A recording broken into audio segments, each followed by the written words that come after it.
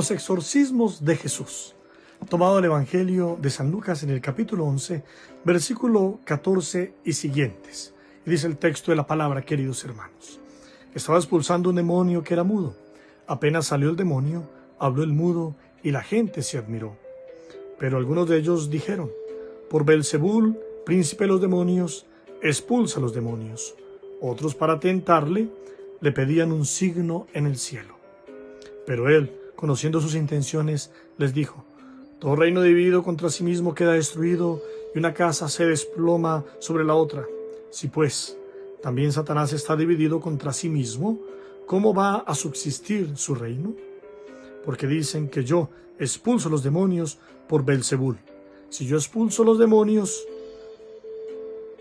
por Belzebul, ¿por quién los expulsan sus hijos?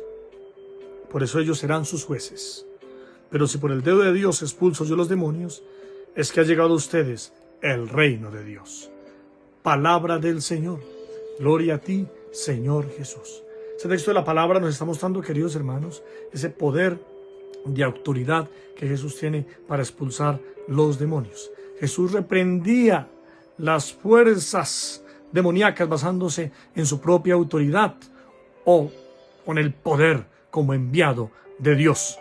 Pero también es cierto que en su actividad como exorcista provocó varias reacciones entre sus contemporáneos. Aquellos se quedaron admirados, como dice el texto de la palabra. Expulsando un demonio que era mudo, apenas salió el demonio, habló el mudo y la gente quedó admirada.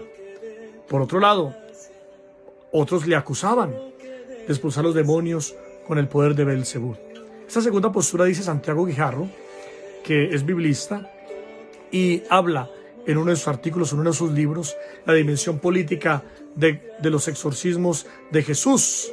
Él habla lo siguiente en cuanto a esta postura de crítica que le hacen a Jesús. Esa postura sirve para pensar que Jesús quizás también fue acusado por tener un comportamiento desviado concretamente de magia.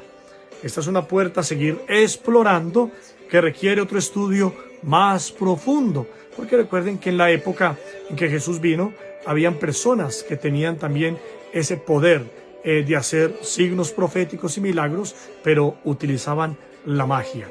Pero aquí hay que reconocer también que Jesús es el Hijo de Dios, que Jesús tiene la autoridad de Dios para hacer milagros y no necesita de la magia para manifestar los signos proféticos. Ahora bien, vemos entonces cómo desde los primeros siglos del cristianismo surgen relatos de exorcismos,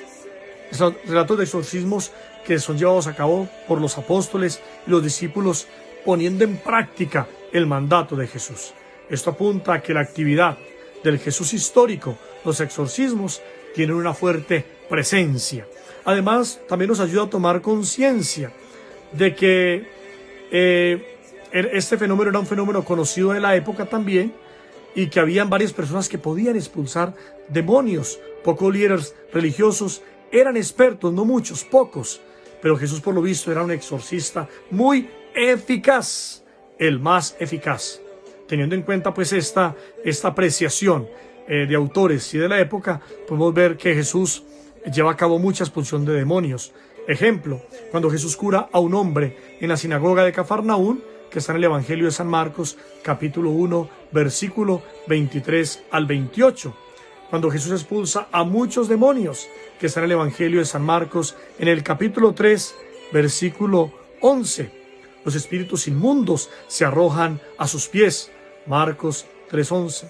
La controversia entre Jesús y Belzebú, que ya lo estamos leyendo en este momento, capítulo de San Lucas 11, versículo 14 y siguientes. El endemoniado Geraseno, que está en Marcos 5:1. La mujer sirofenicia, que está en el Evangelio de San Marcos, capítulo 7, versículo 24.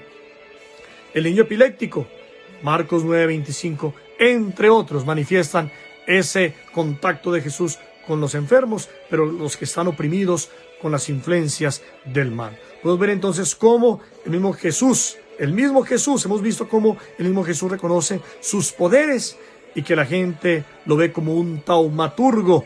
Pero entonces tenemos que descubrir verdaderamente que el mismo Jesús viene como enviado del Padre, el Hijo del Dios vivo, que viene a liberar de toda influencia del mal y que viene a liberar a la humanidad entera de esas infestaciones del enemigo.